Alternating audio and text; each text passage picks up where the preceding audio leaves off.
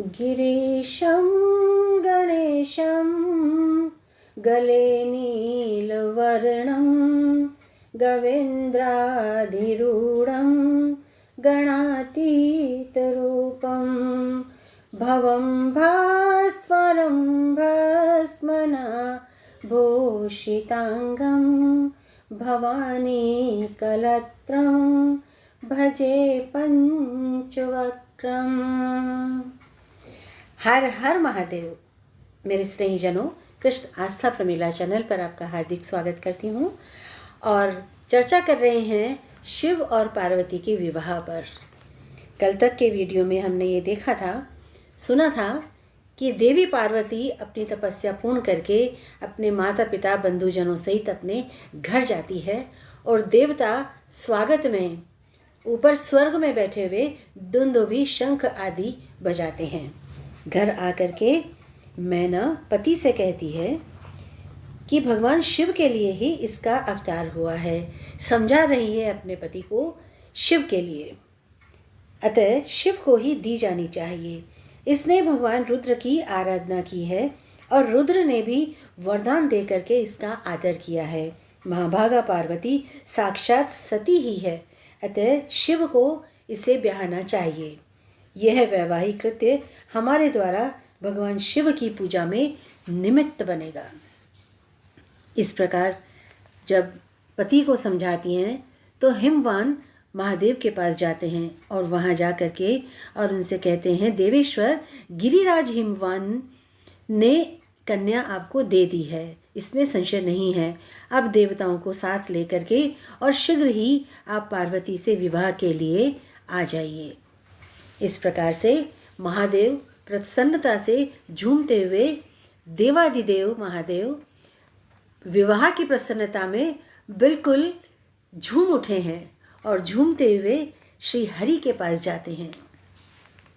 वहाँ जा कर के दोनों एक दूसरे को अपनी कुशलक्षेम पूछते हैं और उसके पश्चात वे श्री हरि विष्णु से कहते हैं कि पार्वती की तपस्या से मैं उनके वश में हो गया हूँ और आज उनका पानी ग्रहण करने के लिए हिमवान के घर चलना चाहता हूँ। जब ये बातचीत हो रही थी तो ब्रह्मा जी, इंद्र तथा संपूर्ण लोकपालों के साथ में वहाँ पर सभी देवता आ पहुँचे। इसी प्रकार असुर, यक्ष, दानव, नाग, पक्षी, अप्सरा और महर्षि भी आए। सबने एकत्र होकर के भगवान शिव को एक ही स्वर में कहा, महादेव अब हम लोगों के साथ में हिमवान के घर पधारिए। तब भगवान विष्णु ने भी इस प्रस्ताव के अनुरूप बात कही, शंभो आपको गृहस्थ सूत्रोक्त विधि के अनुसार ही वहाँ वैवाहिक कर्म करना चाहिए, जैसे नांदीमुख श्राद्ध और मंडप की स्थापना आदि आवश्यक कार्य करने हैं। भगवान विष्णु के कथन अनुसार महादेव जी ने अपने हित के लिए सब कुछ वैसा ही किया। अभ्युदयिक श्राद्ध कर्म में जिनका पूजन उचित और आवश्यक है, ऐसे ब्रह्मादिक देवताओं की भी उन्होंने पूजा की। ब्रह्मा जी के साथ में कश्यप मुनि ने नवग्रहों का पूजन किया। अत्रि, वशिष्ठ, गौतम, भागुरी, भृगु, बृहस्पति, शक्ति, जमदग्नि, पराशर, मार्कंडेय, शिलावक, शून्यपाल, अक्षश्रम, अगस्त्य, च्यवन तथा गोभिल, ये और दूसरे भी बहुत से महर्षि शिवजी के समीप आए। ब्रह्मा जी की आज्ञा से उन सब ने वहाँ पर विधि पूर्वक शास्त्रोक्त रीति के अनुसार में शुभ कर्म किए। चंडी देवी सब भूतों से घिरी हुई सबके आगे आगे चल पड़ी। उन्होंने अपने मस्तक पर सोने का कलश उठा रखा था। चंडी के पीछे भगवान शिव के गण थे और गणों के पीछे इंद्र आदि देवता, लोकपाल और ऋषि चल रहे थे। ऋषियों के पीछे भगवान विष्णु के महातेजस्वी कुमुद आदि पार्षद भी थे, जो भगवान के असंख्य भावों को शीघ्र ही समझ लेने वाले तथा बड़े मनोहर थे। परम पुरुषार्थ प्रदान करने वाले तथा विश्व के एकमात्र बंधु परमात्मा भगवान श्री हरि शिवजी के साथ साथ चल रहे थे। तीनों लोकों में एकमात्र पालक भगवान विष्णु लक्ष्मी जी के साथ अपने वाहन गरुड़ की पीठ पर बैठे हुए थे। बड़े बड़े मुनीश्वर अपने हाथों में सुंदर चंवर लिए हवा कर रहे थे। सर्वेश्वर श्री हरि उन सब के साथ शोभा पा रहे थे। इसी प्रकार ब्रह्मा जी भी चारों वेदों, 6 वेदांगों, आगमों, इतिहासों और पुराणों के साथ अपने वाहन हंस पर विराजमान थे। ब्रह्मा, विष्णु, देव देवेश्वर तथा ऋषिवृंद आदि से घिरे हुए भगवान शिव अपने वाहन वृषभ पर आरूढ़ होकर के चल पड़ते हैं। वे संपूर्ण योगेश्वरों के लिए भी दुर्लभ तथा अगम्य है। वेद, देवता, सिद्ध और महर्षि गण जिसे धर्म कहते हैं, उसी धर्म स्वरूप धर्मवत्सल वृषभ की पीठ पर महादेव जी आरूढ़ थे। मातृकाएं उन्हें सबोर से घेर करके अपनी मधुर वाणी के द्वारा भगवान शिव के लिए मंगलाचार करती थीं।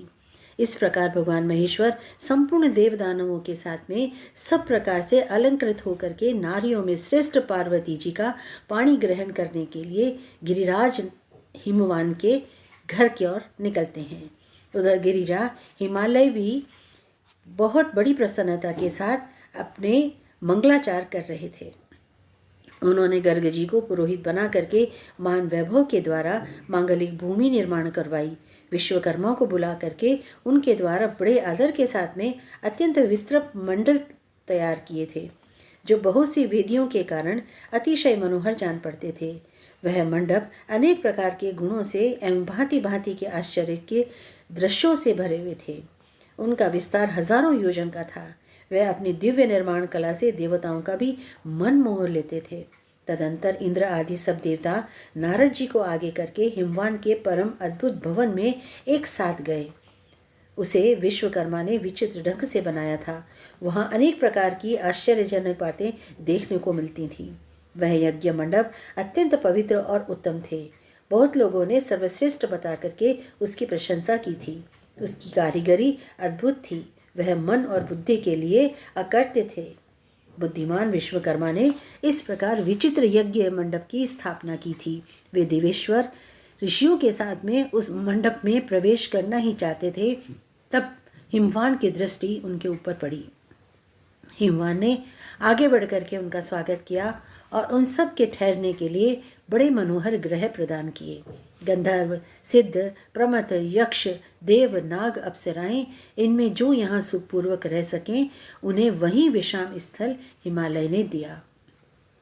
हिमवान से सम्मानित होकर के सब देवताओं ने अपने परिवार और वाहनों सहित उस मंडप में आनंद पूर्वक निवास किया। कैलाश के समान अतिशय प्रभापूर्ण तथा अत्यंत शोभामान भवन बना रखा था। उसी में हिमवान ने महान वैभव के साथ में भगवान शिव को ठहराया था। उसी समय मैना अपनी सखियों के साथ में ऋषि मुनियों के साथ भगवान शिव की आरती के लिए आती हैं। जो उस समय बाजे बज रहे थे, उनके शब्दों से तीनों लोग गूंज रहे थे। मैना ने तपस्वी शिव की अपने हाथों से आरती उतारी और वे बड़ी सती साध्वी थीं। जमाता को देखकर उन्हें पार्वती की कही बातें स्मरण हो आईं कि वे विस्मय और मुग्ध हो उठीं। मैना मन ही मन कहने लगी कि पार्वती, पहले मेरे समीप जो कुछ भी कहा था उससे कहीं अधिक सौंदर्य मैं इस समय महादेव जी के अंगों में देख रही हूँ। यह सौंदर्य तो अनिवर्चनीय है। इस प्रकार विस्मय से डूबी हुई मैना देवी अपने घर लौट आई। अनेक अनेक मंगल कामनाओं के साथ मिलते हैं अगले वीडियो में। तब तक के लिए आप सभी को हर हर महादेव।